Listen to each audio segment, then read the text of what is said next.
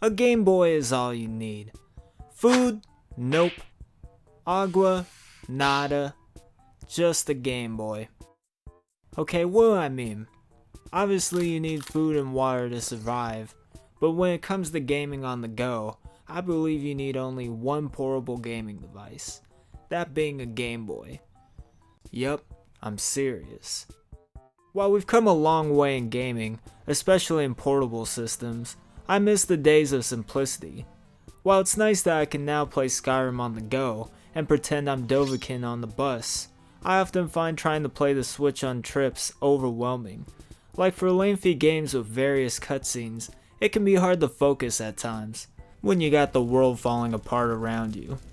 Not saying it's bad though, I love the Switch, but sometimes I miss the simplicity. Following the Game & Watch, the Game Boy was Nintendo's second handheld gaming device. It was released in 1989 and was basically like a portable NES. Gone were the days of switching back and forth between static images.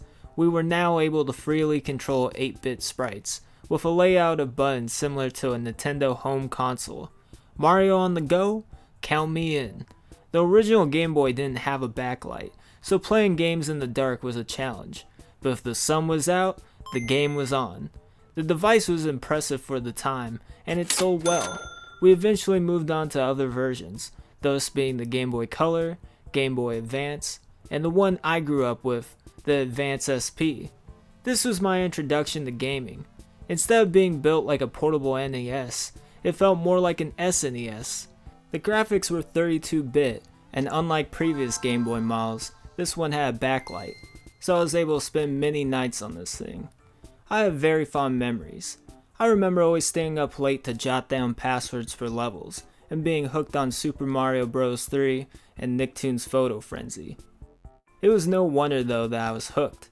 I had a large selection of games that I could carry around in my special cartridge holder. The design of the Game Boy Advance SP is also perfect. There's nothing awkward about it. It has this satisfying clamshell design that gives it a cool appearance and makes it easy to conceal.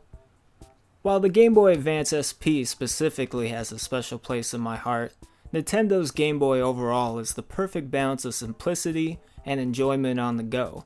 The games back then technically weren't as impressive, but for sure they were less demanding of your time. When I'm out and about, I can't lend all my focus to crafting the perfect village, but a few races in Mario Kart Super Circuit? Why not? Look, I know you can play many simple games on the Switch, and even some of the same that you could play on Game Boy, but it's just the idea that back then we had to accept what could be technically translated onto a portable gaming device. Gaming ports were way different back then. The Sims 2 on Game Boy plays vastly different than it does on PC.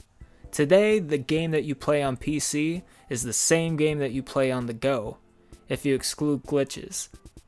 It's so nice that we have what we have today in the field of portable gaming, but sometimes it's special to strip the luxury away and remember the times of cartridges, passwords, and ugly-ass green graphics.